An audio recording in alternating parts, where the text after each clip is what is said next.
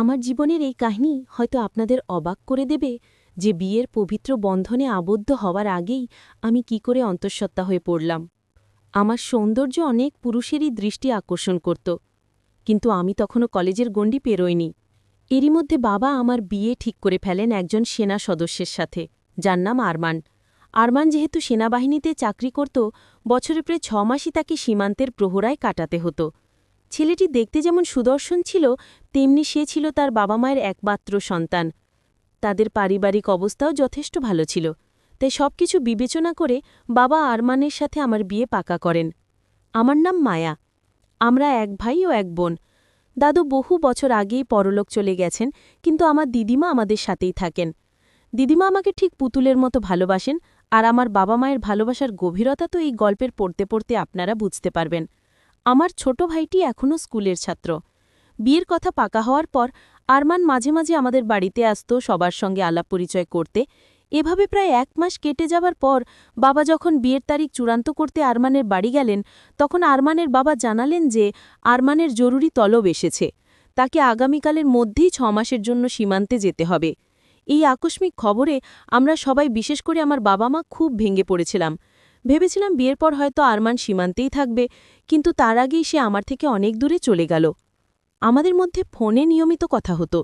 যেদিন আরমানের সীমান্তে যাওয়ার কথা, তার আগের রাতে সে গোপনে আমাদের বাড়িতে দেখা করতে আসে। এই ব্যাপারে আমার বাড়ির আর কেউ কিছুই জানত না, কিন্তু আমি আগে থেকেই প্রস্তুত ছিলাম। তবে আমি এটা বুঝতে পারিনি যে সে সবকিছুর পরিকল্পনা করেই আসবে। বাড়ির সবাই ঘুমিয়ে পড়ার পর আমি আরমানকে নিয়ে আমাদের ছাদে গেলাম এবং ছাদের দরজাটা বাইরে থেকে আটকে দিলাম, যাতে ঘর থেকে কেউ উপরে আসতে না পারে। ছাদে পাতা একটা ছোট খাটে বসে আমরা অনেক গল্প করি। আরমান আমাকে ছেড়ে 6 মাসের জন্য চলে যাবে, এই কথা ভেবে আমি তাকে জড়িয়ে অনেক কেঁদেছিলাম। সেই আবেগঘন মুহূর্তে আমরা আমাদের সব সীমা ভুলে যাই, এবং সেদিন রাতে আমাদের মধ্যে সবকিছুই হয়ে গিয়েছিল। সেই এক রাতের ভুলের শাস্তি যে আমাকে আজও বই বেড়াতে হবে, তা আমি তখনও ঘুণাক্ষরেও টের পাইনি। আজ আমি এক সন্তানের জননী, কিন্তু আমার স্বামী নেই। আমার সন্তানের বাবা বেঁচে থাকতেও সে পিতৃস্নেহ থেকে বঞ্চিত। সেদিন রাতে আরমান যখন আমাকে ছেড়ে চলে যাচ্ছিল, আমার বুকটা ফেটে যাচ্ছিল, কারণ আমি সর্বস্ব দিয়ে তার হয়ে গিয়েছিলাম। আরমান কথা দিয়েছিল 6 মাস পর ফিরে এসে আমাকে বিল করে তার বাড়ি নিয়ে যাবে, কিন্তু তার যাওয়ার 1 মাস পরই আমি অসুস্থ বোধ করতে শুরু করি। আমার প্রায়শই শরীর খারাপ লাগত, বাথরুমে গিয়ে বমি করতাম। একদিন আমি বাথরুমে বমি করার সময় আমার দিদিমা শব্দ শুনে ছুটে আসেন। তিনি আমাকে ধরে বিছানায় বসিয়ে কপালে চুমু দিয়ে বলেন, আমার পুতুলটার কি হয়েছে? কয়েকদিন ধরেই দেখছি তোর শরীরটা ভালো নেই, চল আজ আমিই তোকে ডাক্তারের কাছে নিয়ে যাব। আমার শরীর এতটাই খারাপ ছিল যে আমিও ডাক্তারের কাছে যেতে রাজি হয়ে যাই, কিন্তু আমি স্বপ্নেও ভাবিনি যে ডাক্তারের কাছে গিয়ে আমি নিজের সম্পর্কে এত বড় এক সত্য জানতে পারব। ডাক্তার আমার পরীক্ষা নিরীক্ষা করে যা জানালেন, তাতে আমার পায়ের তলার মাটি যেন সরে গেল। ডাক্তার বললেন আমি গর্ভবতী, এবং সময় পেরিয়ে যাওয়ায় গর্ভপাত করানো সম্ভব নয়। সেদিন আমাদের সাথে আমার ছোট ভাইও গিয়েছিল। সে যখন বুঝতে পারল যে সে মামা হতে চলেছে, তখন সে বাড়ি ফিরিয়ে এসে ভেতরে গিয়ে চিৎকার করে বলতে লাগল, মা, একটা দারুণ খুশির খবর আছে, আমি মামা হতে চলেছি। এই কথা শুনে মা আমার ভাইয়ের গালে সজোরে এক থাপ্পড় বসিয়ে দিলেন। এরপর দিদিমা যখন আমাকে সাবধানে ধরে ঘরে নিয়ে এলেন, তখন বাবা মা জিজ্ঞেস করলেন, ডাক্তার কি বলেছে, মায়ার কি হয়েছে? দিদিমা তাদের মুখের দিকে তাকিয়ে শান্তভাবে বললেন, মায়া সত্যিই মা হতে চলেছে।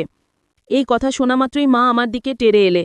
দিদিমা তার হাত ধরে ফেলেন এবং বলেন, খবরদার আমার নাতনির গায়ে হাত তোলার চেষ্টাও করবি না। তোরাই তো ওর বিয়েটা পাকা করেছিলিস। বিয়েটা দিয়ে ওকে শ্বশুরবাড়ি পাঠিয়ে দিতে পারতিস, তাহলে আজ এই খবর শুনে তোরা সবাইকে মিষ্টি খাইয়ে দিত। সব দোষ তোদের, এতে মায়ার কোনো দোষ নেই। আর যদি তোরা ওকে নিয়ে কোনো আজে বাজে কথা ভাবিস, তাহলে আমি আমার নাতনিকে নিয়ে এই বাড়ি ছেড়ে আমার গ্রামের বাড়িতে চলে যাব এবং আমার সমস্ত সম্পত্তিটি ওর নামে লিখে দেব।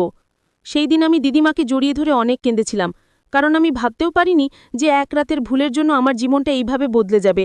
আমার বাবা তার একমাত্র সম্বল, সবচেয়ে দামি জমিটা বিক্রি করে নগদ 15 লক্ষ টাকা তামিমের বাবার হাতে তুলে দিয়ে আসেন, শুধুমাত্র আমার বিয়েটা যাতে তাড়াতাড়ি হয় সেই আশায়। আমরা ঘুণাক্ষরেও টের পাইনি যে এটা ছিল আমার হবু বর এবং শ্বশুর শাশুড়ির যৌথ ষড়যন্ত্র। 15 লক্ষ টাকা পাওয়ার পর আমার বাবা যখন বিয়ের তারিখের কথা বলেন, তখন আমার শ্বশুর জানান যে ঘর মেরামত করার জন্য তার আরও 3 লক্ষ টাকা লাগবে। আমার বাবা সেই টাকাও তাকে দিয়ে আসেন। এত টাকা পাওয়ার পর আমার শ্বশুর তার ছেলেকে অসুস্থতার মিথ্যা মেডিকেল সার্টিফিকেট দেখিয়ে 15 দিনের ছুটি নিয়ে বাড়িতে আনেন। সেই ফিরে আসায় আমরা সবাই খুব খুশি হয়েছিলাম, কিন্তু বাবা যখন বিয়ের তারিখ পাকা করতে তাদের বাড়ি যান, তখন একটা দামি 4 চাকার গাড়ি এবং আমাদের বাড়িটা মায়ার নামে লিখে দেওয়ার দাবি করেন। আমার বাবা তাদের পায়ে ধরে কেঁদে বলেন, আমার যা ছিল আমি তো আপনাদের সব বিয়ে দিয়েছি, আমাকে আর নিঃস্ব করবেন না। বাড়িটা দিয়ে দিলে আমার ছেলেটাকে নিয়ে আমি পথে বসব। তখন তামিমের বাবা বলে, বাড়িটা তো আপনার মেয়ের নামেই থাকবে, ভয় কিসের? আপনি যদি গাড়ি আর বাড়িটা দিতে না পারেন তাহলে বিয়ে হবে না। বাবা সেদিন বিধ্বস্ত হয়ে বাড়ি ফিরে দিদিমাকে সব কথা বলেন, আর আমি আড়াল থেকে সবটা শুনে ফেলি। আমি সাথে সাথে আরমানকে ফোন করে তার বাবাকে এসব দাবি থেকে বিরত থাকতে অনুরোধ করি, কিন্তু আরমান সাফ জানিয়ে দেয় আমি আমার বাবা মায়ের বিরুদ্ধে যেতে পারবো না। সেদিন আমি বুঝে গিয়েছিলাম যে আরমানও তার পরিবারের মতোই লোভী। আমার বাবার চোখের জল দেখে আমি বুঝতে পারছিলাম আমার এক রাতের ভুলের শাস্তি পুরো পরিবারকেই পেতে হচ্ছে।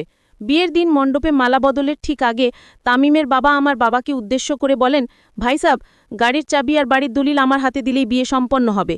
এই কথা শোনার পর আমি আর স্থির থাকতে পারিনি। আমি মণ্ডপ থেকে উঠে গিয়ে বাড়ির দলিলটা সবার সামনে আগুনে পুড়িয়ে দিই। তামিম হতভম্ব হয়ে আমার হাত ধরে বলে, মায়া, তুমি এটা কি করলে? আমি তখন সবার সামনে তার গালে সজলে এক থাপ্পড় মেরে বলি, তোর মতো লোভী মানুষকে বিশ্বাস করেই আমার জীবনের সবচেয়ে বড় ভুল ছিল। তুমি এই অসহায়ত্বের সুযোগ নিয়ে আমার বাবা মার কাছ থেকে লক্ষ লক্ষ টাকা হাতিয়ে নিয়েছ। আমার শ্বশুর তখন বলেন, বেশি বাড়াবাড়ি করলে আমরা বিয়ে না করেই ফিরে যাব। সেই মুহূর্তে আমার দিদিমা তার গালে এক থাপ্পড় মেরে বলেন, তোর মতো লোভী মানুষের বাড়িতে আমি আমার নাতনির বিয়ে কখনো দেব না। এরপর দিদিমা যৌতুক চাওয়ার অপরাধে পুলিশকে ফোন করেন এবং পুলিশ এসে আমার শ্বশুর ও তামিমকে গ্রেফতার করেন। আমি সমাজের ভয় ও লজ্জাকে জয় করে সেদিন বলেছিলাম, আমার সন্তানকে মানুষ করার জন্য আমি একাই যথেষ্ট। আমার এমন লোভী জীবনসঙ্গীর প্রয়োজন নেই। আমি চাই না আমার সন্তানের উপর এমন মানুষের ছায়া পড়ুক। আসলে সেদিন রাতে যা কিছু হয়েছিল তা ছিল তামিম ও তার পরিবারের পূর্ণ পরিকল্পনা, কিন্তু আমার বাবা মা ও দিদিমা আমার পাশে ছিলেন বলে আমি সেই কঠিন সময় পার করে একটি কন্যা সন্তানের জন্ম দিয়েছি। আজ আমার স্বামী থাকা সত্ত্বেও নেই, কিন্তু আমার পরিবার তাকে ভালোবাসায় ভরিয়ে রেখেছে। আমি এখন স্বামী ছাড়াই আমার বাবা মায়ের সঙ্গে থেকে আমার মেয়েকে দুই সুতিনার ভঙ্গিতে মানুষ করছি। বন্ধুরা, আজকের গল্পটি এখানেই শেষ করছি। গল্পে কোনো ভুল ত্রুটি থাকলে ক্ষমা করে দেবেন। গল্পটি ভালো লাগলে অবশ্যই লাইক, শেয়ার এবং সাবস্ক্রাইব করতে ভুলবেন না।